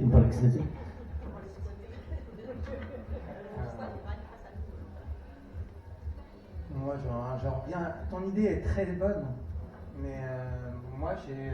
Qui existe déjà. Non, ouais, et puis même la réunification des associations au niveau handicap et tout, c'est une idée super bonne. Moi, j'étais au Resto du Cœur. Les Restos du Cœur ont essayé d'être avec les autres associations, il y a beaucoup d'associations de nourriture, et de se réunir pour avancer, pour avoir de la nourriture, pour faire des choses ensemble. Ils se sont confrontés que, comme dans beaucoup d'endroits, et au Mans aussi c'est pareil, c'est mon association, mes personnes qui ont faim, mes handicapés, ils ont des budgets. Alors c'est peut-être l'envie de bien faire, de vouloir faire pour le bien, pour éviter de les perdre, pour pouvoir être auprès d'eux. Chaque association, mais il y a encore un chemin pour beaucoup d'associations de référence pour dire on est ensemble, on est unis. C'est dommage parce que les politiciens et puis tout le reste en profitent.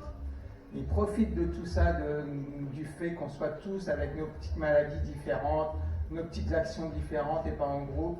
Et là, ils ont décidé depuis quelque temps d'embêter tout ce qui est associatif et de faire du mal à tous ceux qui veulent faire du bien autour d'eux. Et l'idée est bonne. Après, il faudra du temps et c'est de l'utopie. On peut y croire, il ne faut pas désespérer. Mais on ne pourra pas tout faire tous ensemble, malheureusement. Mais il faut essayer. Voilà. Tiens, je vais te répondre, Jean-Jacques, parce que du coup, effectivement, le Resto du Cœur, là, il se tape dessus. C'est sûr que moi, du coup, de temps en temps, je suis obligé d'aller dans cette association là. Donc, j'ai le mercredi soir au Toki du mercredi, le dimanche soir au repas pour tous et au bus du cœur. bizarrement, du coup, tiens, c'est mes trucs. Bizarrement, du coup, c'est toujours les mêmes que je vois, du coup, qui étaient sur l'endroit.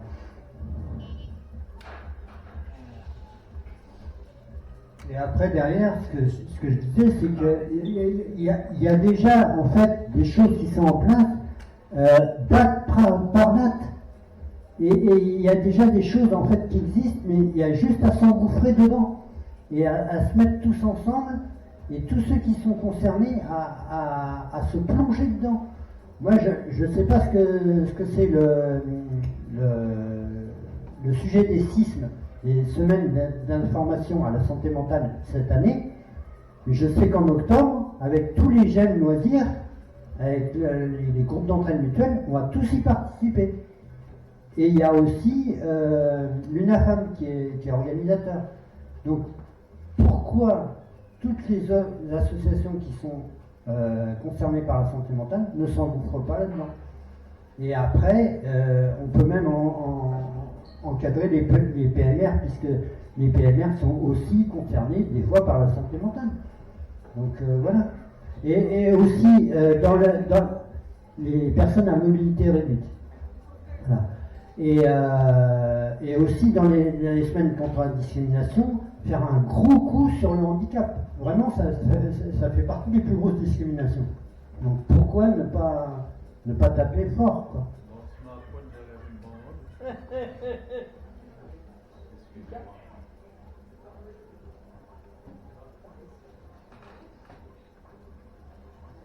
Moi, je pense qu'en fait, c'est vrai qu'il y a ces problématiques-là que chacun fait de son côté, chaque association fait dans son cocon, mais aussi c'est parce que c'est ancré, je dirais, depuis même des décennies, hein, peut-être pour des siècles, parce qu'avant les associations, j'en sais rien.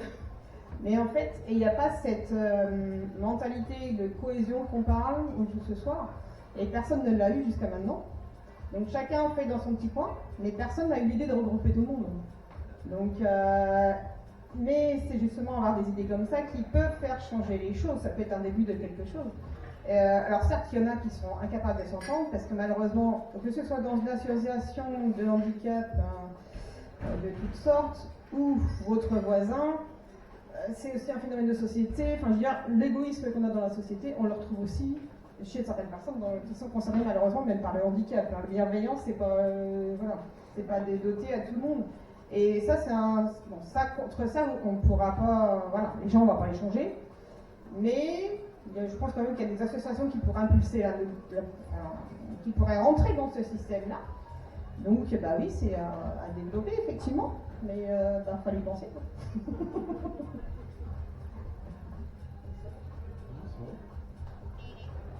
Dernière reprise, un 16,66%.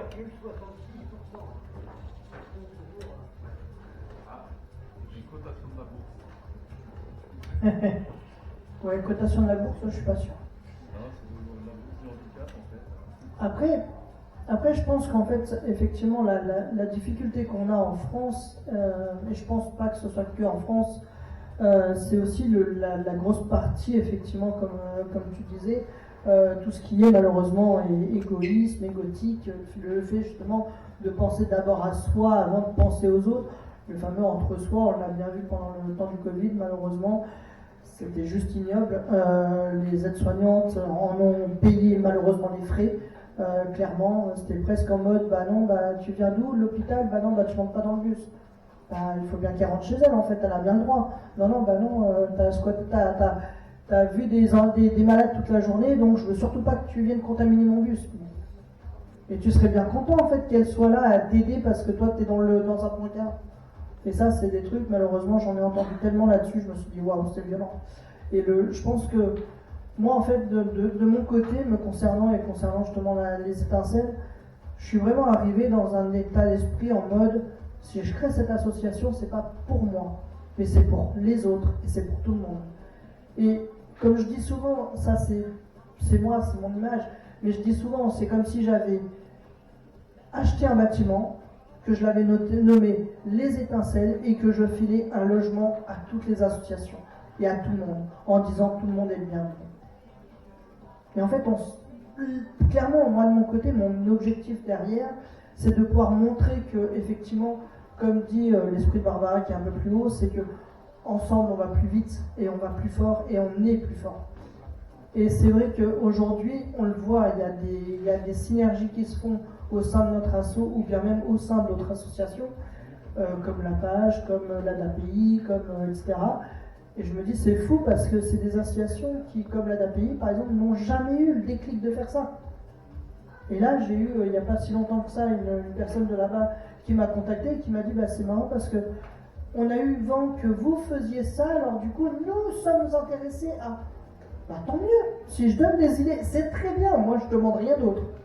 Moi, si je peux arriver, poser ma pierre sur l'édifice et dire, maintenant les gars, vous en faites ce que vous voulez, vous pouvez l'acheter, ou bien même dire, bah, on va continuer puis on va en mettre d'autres, bah faisons. De toute façon, il n'y a que comme ça qu'on y arrivera, il n'y a que comme ça qu'on se fera entendre. Avec l'association des Stincelles, il suffit juste, pour certaines qui ont eu l'expérience, il suffit juste d'aller frapper aux portes, genre Sarthe Habitat, en disant je recherche un logement. Ah oui, mais écoutez, je fais partie des Étincelles. Ah, ok, bah on va vous mettre dans les 10 premiers. Non, bah c'est pas suffisant, on va faire appel à des députés. Ah, bah on va vous mettre en haut de la liste. C'est marrant quand même. Alors que franchement, j'ai rien fait. J'ai juste contacté les bonnes personnes. Et puis éventuellement, j'ai proposé des réunions et des rendez-vous. Mais en fait, la différence, elle est là, c'est que, encore une fois, je ne fais pas les choses pour moi, parce que moi, clairement, je m'en fiche un peu, mais je fais ça parce que je connais les difficultés et que je vois comment ça fonctionne. Et qu'on est vraiment dans une société où, si on ne s'entraide pas, on n'a rien. Et je pense que la solution viendra plus tard, de vraiment réussir à s'entraider entre associations, de se filer des contacts, de se filer les informations et de se dire, bah tiens, là on aurait peut-être besoin d'être, je sais pas, une dizaine d'associations pour aller rencontrer telle personne pour essayer d'avoir du poids. Parce qu'aujourd'hui, une association comme la nôtre, si demain on allait voir une députée en lui disant, bah nous on a besoin de... On n'aurait pas autant de portée que si on leur dit, bah on a visuellement dans le sillage, on a France Épilepsie, on a France Parkinson, on a machin. Ah ouais, ça commence à faire beaucoup là quand même les gars. Il va peut-être falloir qu'on s'en occupe. Bah ouais, il va falloir qu'on s'en occupe. Et je pense que c'est l'une des solutions à l'avenir, ça sera vraiment ça. Là pour le 8 novembre, je reviens juste là-dessus. Le 8 novembre, du coup, pour la marche du handicap, il va y avoir un mini-village le matin où il va y avoir plein d'associations qui vont être regroupées. Et ça va permettre vraiment à toutes les associations de pouvoir se présenter, dire qui ils sont, dire pourquoi ils existent et surtout derrière de faire un maximum de bruit. On va aller sûrement, donc on en reparlera demain, le 17 septembre pour la réunion, on va aller devant la CETRAM faire le pied de grue pour essayer d'avoir une réunion pour le fameux CETRAM Access. Ça serait quand même bien depuis le temps qu'on essaye d'avoir le haut placé au téléphone qui ne veut pas répondre. Et puis peut-être qu'on ira aussi devant le Alliop, parce que là, vu le bordel qu'il y a au niveau de la région, ça va être un enfer. Donc du coup... cette trame access, c'est pas là que tu fais des décisions bien proches. Oui, je sais. Donc vas-y pas... Non, mais ça sera pas ici, t'inquiète. On en reparlera demain. Oui, toi je sais. Enfin voilà. Après... je pense qu'il y a pas mal d'idées ou de solutions, mais encore une fois, voilà, ce qui serait bien, c'est vraiment d'arriver à réunir toutes les associations, à regrouper tout le monde et à vraiment faire un truc grandiose. Là, avec la marche du handicap, on sait que cette année, on peut s'attendre quand même à pas mal de monde, mais vraiment, moi, à la longue, ce que je demande, c'est que, comme disait effectivement Sylvie, c'est que ce soit un truc qui soit populaire et qui soit... presque, j'ai envie de dire, le même jour partout en fait. Ça pourrait être juste magique. Parce que là, à ce moment-là, on se décide d'une date entre guillemets nationale et puis on se dit, bon bah les gars, tel jour, c'est nous qui sortons. Et pas des gens qui sortent pour manifester pour je sais pas quoi. Mais voilà, encore une fois, toutes les idées, toutes les solutions, on peut les avoir apportées, encore faut-il juste accepter à un moment donné de ranger son ego et de se dire je vais travailler avec l'autre. Moi quand je vois par exemple pour Michael ce qu'on a réussi à faire à McDo, je me dis mais c'est grandiose. Il a juste fallu qu'on soit deux à aller frapper aux portes et à dire voilà, Michael cherche un stage. Bah, derrière ça a été que du plus, que de la validation. Si c'est faisable pour un, ça veut dire que c'est faisable pour tout le monde. Il suffit juste d'aller frapper aux bonnes portes et surtout d'aller secouer le cocotier. Et tant qu'on n'aura pas secoué le cocotier, il n'y aura rien qui tombera. Et je pense qu'on va y arriver. Et je peux me permettre une étincelle plus une étincelle plus une étincelle, ça fait un peu. Ah, tout à fait. Tout à fait.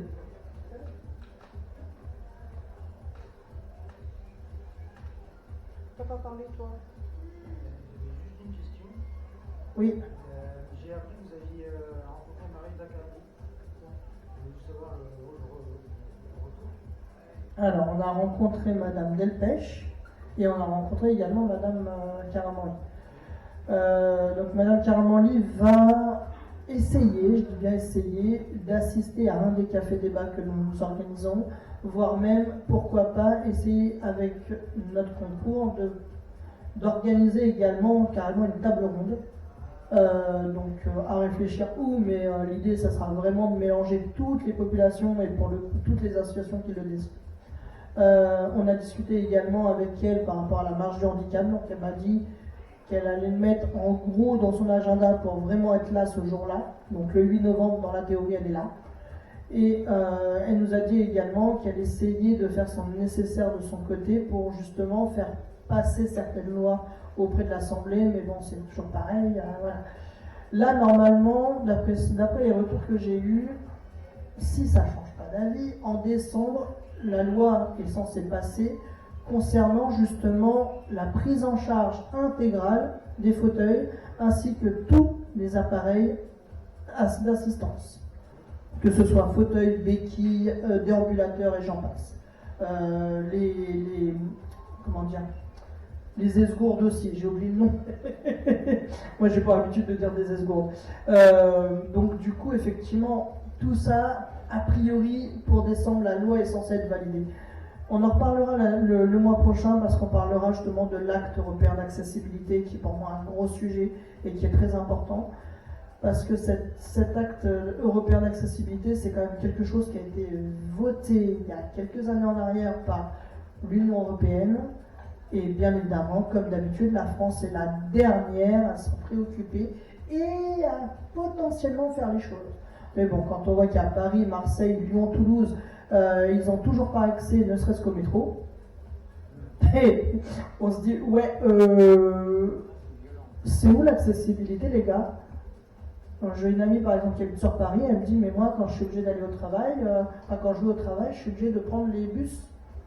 J'ai fait, mais tu perds combien de temps? Bah, je mets 2h30 pour faire d'un point A à un point B, alors qu'en métro, j'y mettrai à peine 20 minutes. Voilà, juste ça. C'est un détail qui a son importance. Donc, je pense que le mois prochain, on pourra parler de ça, et je pense que c'est pareil, il y aura beaucoup à dire, notamment l'accessibilité sur le Mans par rapport au bus, enfin bon, bref. Je vais essayer de faire venir un ou deux conducteurs de ce train que je connais. C'est pas gagné, mais on va essayer de les faire venir. Parce que je pense qu'il y a beaucoup à dire aussi par rapport aux formations et compagnie. J'ai eu certains échos, je me dis, ah ouais, quand même. Je sais que il y a 3 ans de ça, ils m'ont demandé une formation d'épilepsie, j'attends toujours le rendez-vous. Je te filerai un numéro si tu veux, comme ça tu essaieras de les contacter. Non, mais j'avais déjà contacté de la personne qui m'avait demandé. Les rangs pour côté, on en sait quelque chose. Hein. Ah, n'est-ce pas?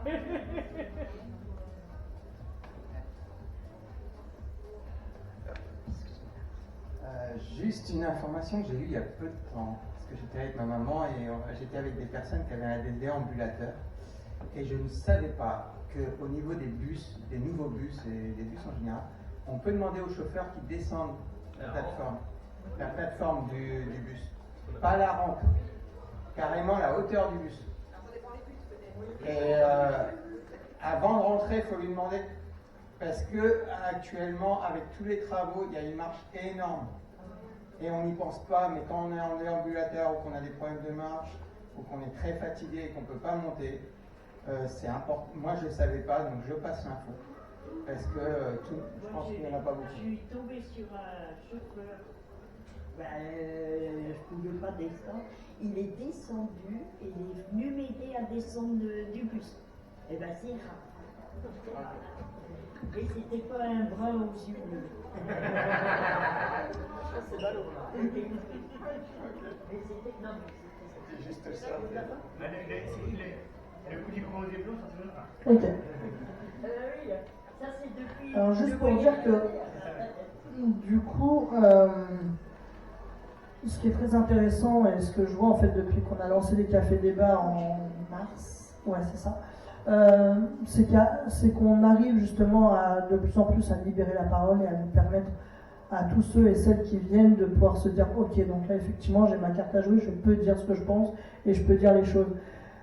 Sachez également que chaque café débat est retransmis derrière, enfin moi je les enregistre, je les modifie un peu parce qu'avec les bruits etc, des fois on n'entend pas forcément les voix, et je les mets sur YouTube et ça permet vraiment derrière d'avoir une visibilité parce que tout ce qu'on dit, je ne coupe pas, je ne coupe rien et c'est volontaire.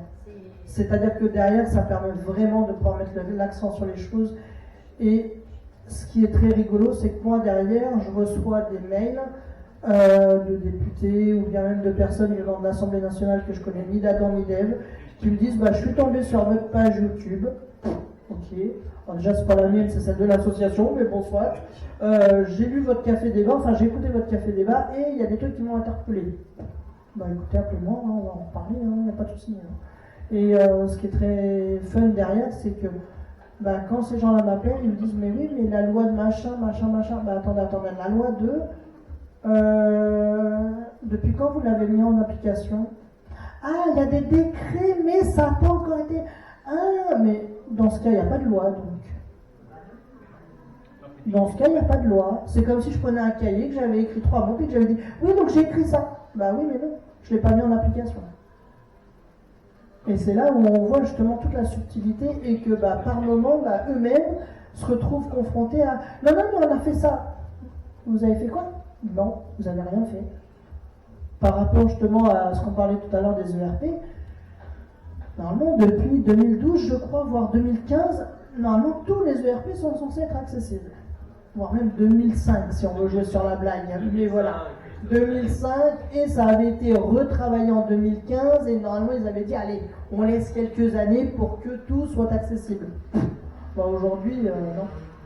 Moi je suis désolé, il y a des endroits où c'est totalement pas accessible.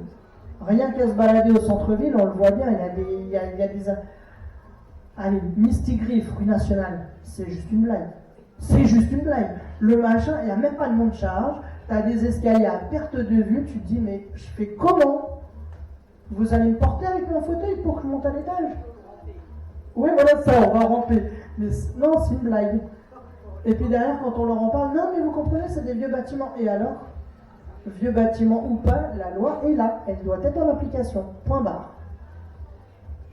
Quand on regarde dans les pays du Nord, Norvège, Suède et tout ça, des vieux bâtiments, ils en ont à l'époque un peu, mais tous les bâtiments ont été retapés. Et partout, il y a des monts de charge. Bon, on est des charges, mais bon, ça c'est... on en avait déjà parlé. Mais au moins, ils ont fait l'effort de rendre les choses accessibles, ce qui n'est pas le cas en France. On a encore beaucoup de travail à faire là-dessus. Et notre force, c'est le partage.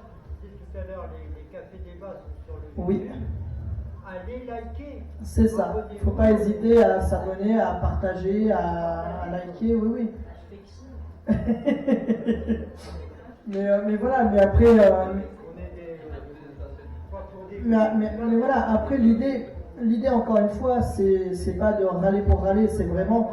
Moi, ce que je proposerais, alors en octobre, on parle de l'acte européen d'accessibilité. En novembre, on fera un feedback sur la marge de handicap et tout ça. Et en décembre, voire peut-être janvier, on essaiera justement de faire un café débat où on va reprendre, entre guillemets, tout ce qu'on a vu et se dire, ok, maintenant, quelle solution on va apporter? Quelle solution, nous, on peut proposer?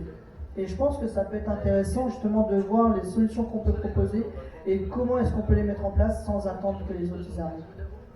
C'est vraiment le faire nous-mêmes et dire, voilà, nous on est capable de le faire. C'est-à-dire que l'idée de Sylvie est totalement bonne, elle est totalement logique.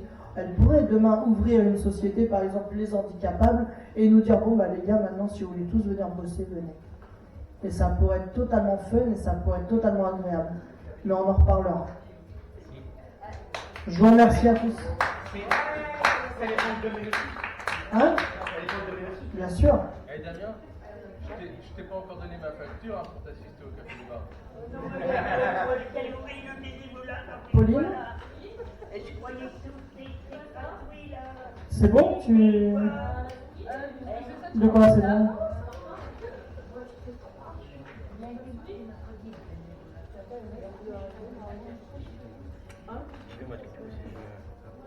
Il y a plus. Attends, je connais pas mon ami. Non, mais j'aime bien blaguer à la fin, fallait bien. Ouais, oui, t'as bien raison. Fallait bien. Bon, bah finalement, on s'en est pas trop. Un truc que j'ai lu à l'arrache, hein, j'ai des mains. Moi, je l'ai vraiment à l'arrache, je suis encore dans la conversation.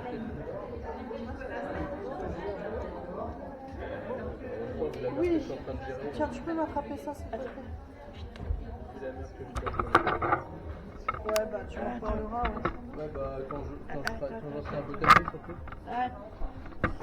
Hop. Quand j'en serai un peu calmé. Bon.